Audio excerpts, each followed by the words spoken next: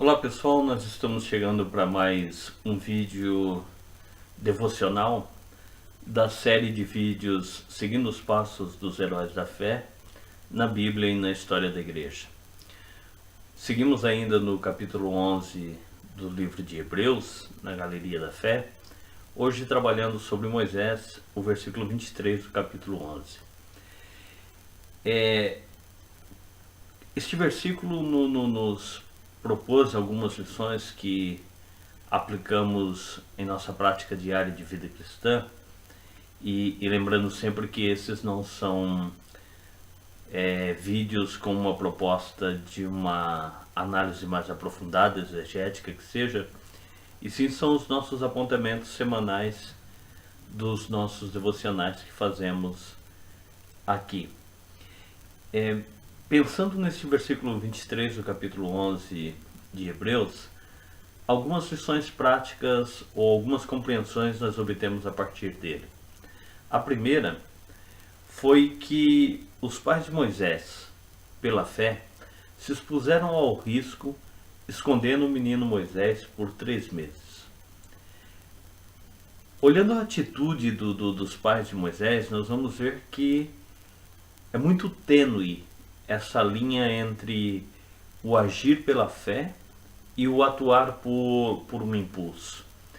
Mas, olhando a esses pais, nós vamos ver que eles tiveram uma fé genuína e não simplesmente um impulso de momento, um ato emocional. Eles tiveram uma ação de fé genuína porque eles entenderam qual era o papel deles no plano global de Deus. E o grande papel desses pais eram gerar e preservar a vida desse menino. Uma coisa muito importante que temos de lição a partir dos pais de Moisés é compreender qual é o nosso papel na história do reino de Deus.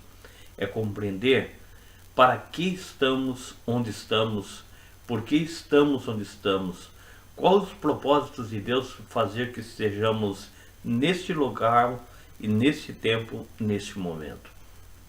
Entender o nosso papel no plano de Deus será um processo que conseguimos tão somente quando vamos desenvolvendo a sensibilidade à voz divina e vamos estabelecendo um processo de íntima comunhão com Ele. Quando o homem não consegue ter esse processo de sensibilidade ao que o Senhor está dizendo, sensibilidade à revelação de Deus, e entendamos revelação aqui dentro de um processo canônico e dentro de um processo de revelação natural. Quando o homem não debruça-se sobre a Bíblia, quando o homem não compreende o plano de Deus que está revelado nas Escrituras e não consegue situar-se dentro desse plano, quando o homem não busca dentro do processo de projeto pessoal de Deus para ele, os elementos que são pertinentes ao seu tempo, à sua história, onde ele se encaixa nisso tudo, o homem não consegue alinhar-se ao tempo de Deus, à vontade de Deus. É preciso desenvolvermos um processo de comunhão, e não simplesmente um estar junto, mas um estar profundamente ligado ao estar profundamente mesclado em. Nós necessitamos estar em processo de intimidade com Deus, para então termos a sensibilidade de saber reconhecer a sua voz, reconhecer o seu tempo, reconhecer os seus processos, e assim servirmos com eficácia. O grande problema é o fato de alguns crentes servirem a Deus em tempos e modos equivocados.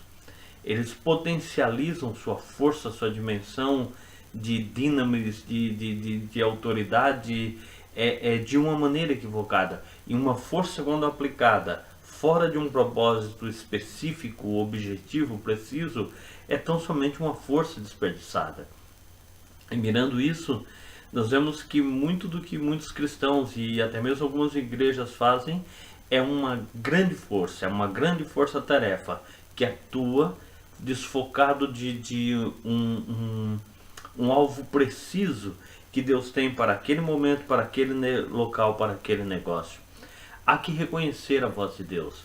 Há que ter essa intimidade com Deus para saber alinhar a nossa vontade, o nosso propósito com o do Senhor e assim agirmos, colocarmos a nossa fé em ação dentro do propósito desenhado por Deus.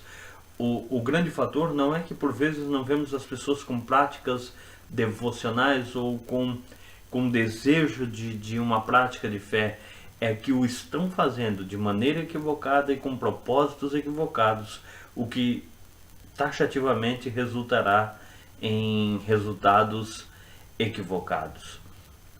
Assim que, quando desenvolvemos a nossa comunhão com Deus e entendemos a vontade do Senhor de maneira clara para conosco, isso nos move a transformar o entender o processo de Deus, os planos de Deus, os projetos de Deus, o plano global de Deus, a economia divina. Entendermos isso e não somente entender o quanto Deus nos potencializa para ser agentes ativos nesse processo. Só olharmos todas as promessas deixadas por Cristo de potencialização dos seus discípulos para a execução de sua missão. Nós só não entendermos isso, mas irmos para além do entendermos e crermos na realidade contemporânea desses fatos para nós também. A igreja não se extingue no primeiro século, a igreja permanece sendo agente depositária das mesmas promessas as quais o Senhor tinha feito no lá então. Temos que entendê-las, temos que crer nessas promessas e assim transformar por fé, por ação de fé, as nossas ações em práticas de evangelho, em prática de rosto cristão, em prática de presença na comunidade, em prática de eu em Cristo, o rosto de Cristo sendo visto em mim, onde eu estou, no tempo que estou e como estou. O grande feito desses pais de Moisés foi entender qual era o processo deles, que não eram ser eles o libertador, que não eram ser eles os grandes heróis da história, mas eram de gerar uma vida dentro de um projeto de Deus e de correr o risco de dar o passo de fé de preservar a vida do menino. Uma segunda coisa que, olhando para este versículo 23 de Hebreus, nós somos movidos a entender é que esses pais compreenderam o sinal de Deus presente no menino. Primeiro, eles tiveram fé a ponto de se exporem o que se expuseram, porque souberam entender qual era o papel deles naquele tempo da história. Segundo, esses pais por fé compreenderam o sinal de Deus presente na vida do menino Moisés. A beleza do menino, para eles, foi algo significativo. Eles compreenderam como algo que ia para além do físico. Eles compreenderam uma missão presente nessa beleza. Há coisas que o Senhor coloca em outras pessoas que estão, ou até mesmo em nós, e não só no âmbito físico, mas tanto no aspecto de materialidade e imaterialidade, para que o homem possa desenvolver a partir daquilo um processo no plano de Deus. A beleza do menino chegou à filha de Faraó, que então vai querer ter esse menino, vai querer a adoção dessa criança, de maneira que nesta beleza, nessa capacidade de impressionar, estava algo para além de um ditame que se encerrava no físico. Havia uma missão divina por trás disso tudo. Aquela beleza era um sinal do reino. Isso nos leva a pensar, isso nos leva a entender que as coisas com as quais Deus presenteia a mim, a ti, a todos nós, são na verdade dádivas que Ele nos confere para que sejam usadas a serviço dos seus eternos propósitos. Há que entender, há que que buscar de tudo aquilo que eu tenho como os meus diferenciais, de tudo aquilo que eu tenho como a cereja do bolo, de tudo aquilo que me põe em evidência onde estou. Como eu compreendo isso como algo que se encerra em mim mesmo, como algo que nada mais é para mim do que um motivador das minhas ações egocêntricas, ou eu entendo essas ferramentas, eu entendo essas dádivas como elemento de potencialização do reino de Deus através de minha vida. Quanto nós vemos em nós de ferramentas do reino, nas habilidades, dons e talento que nós temos. Quanto eu vejo nessas capacidades que eu tenho, que eu adquiri ao longo de minha existência, que você tem, inatas ou desenvolvidas, que lhe chegou, ou que você tem, quanto você entende que elas são na verdade dádivas de Deus para ser usadas como ferramenta do reino.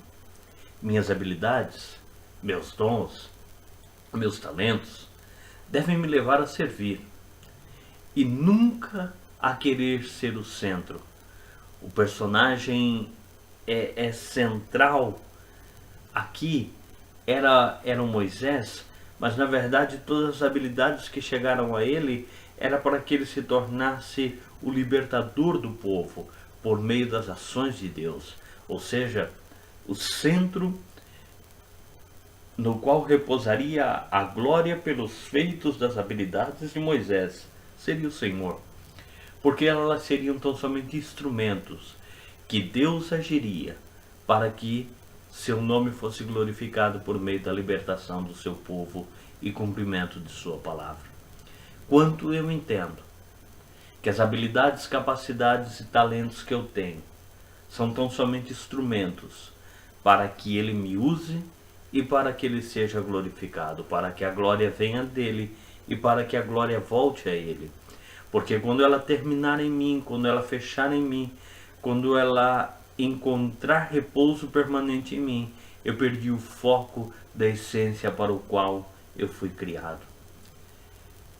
Quando penso nisso, eu fico a imaginar quantas pessoas que não passam de pais desatentos, e entendam pais entre aspas aqui, ou de parteiras desatentos, que os grandes planos do Senhor, os meninos Moisés, estão passando em nossas mãos, mas nós, por não entendermos bem o nosso tempo na história, o que o Senhor espera da gente onde estamos, por não entendermos bem o quanto de ousadia e fé eu tenho que empregar nesse processo, por eu não saber entender as coisas que me chegam como sinais de Deus, eu passo por nada mais do que alguém que desperdiça as grandes oportunidades do reino e consecutivamente da história.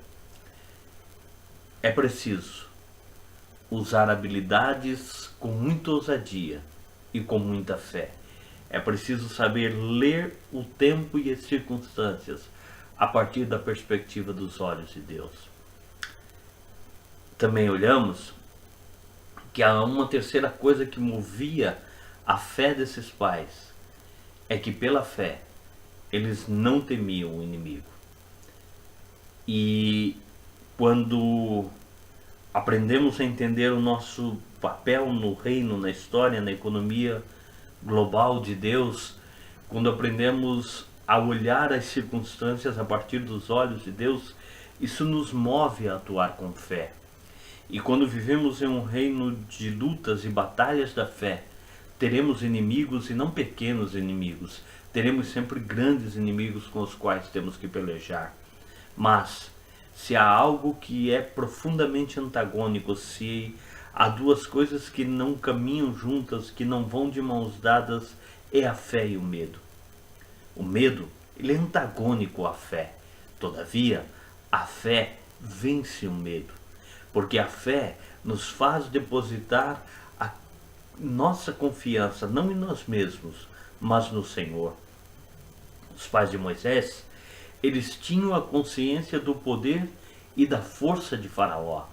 Eles tinham a consciência do poder e da força do seu grande inimigo, mas eles, sobretudo, tinham a consciência muito clara de que o seu Deus era todo-poderoso. Não era um poderoso, mas não era um relevante homem de poder, mas era o Senhor Deus Todo-Poderoso que tinha todo o poder nos céus e terra e tudo tinha no controle de suas mãos.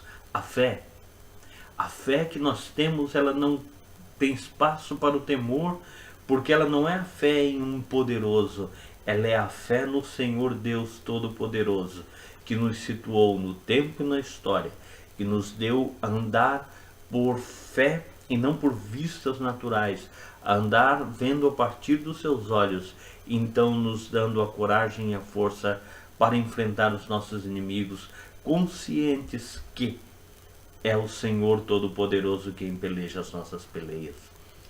Quando temos claro em nosso viver diário quem é Deus, então sobra muito pouco espaço para o tremor e para o temor das coisas humanas, das coisas naturais. Quando a nossa vida de oração, quando a nossa vida de adoração, ou seja, de reconhecimento de quem é Deus, vem à tona, então o Senhor ocupa o seu devido lugar. Quando o Senhor é reconhecido quem Ele é em essência e em existência, então Ele é posto no seu devido lugar, Ele é adorado, Ele é colocado aonde tem que estar. E aí nós descansamos nele. A nossa fé nos faz ancorar nele, de modo que não há espaço para o tremor e para o temor quando estamos diante dos nossos inimigos. E eu concluo dizendo que eu e você, nós vivemos e nos escondemos em Deus na medida de nossa fé. Nós nos deixamos descansar nos braços de Deus na medida da fé em que temos nele. E é somente com uma íntima relação pessoal que podemos desenvolver com Deus é que vamos conhecê-lo em profundidade. E quanto mais profundo o conhecermos, mais a confiança nele irá gerar em nós a fé para desenvolver os grandes passos que Deus deseja que tenhamos na história e deixemos marcas que contagiem a história das próximas gerações e que mudem o curso das coisas conforme os desígnios de Deus. Que tenhamos nos pais de Moisés um modelo de vida de fé para colocar em prática em nosso viver diário.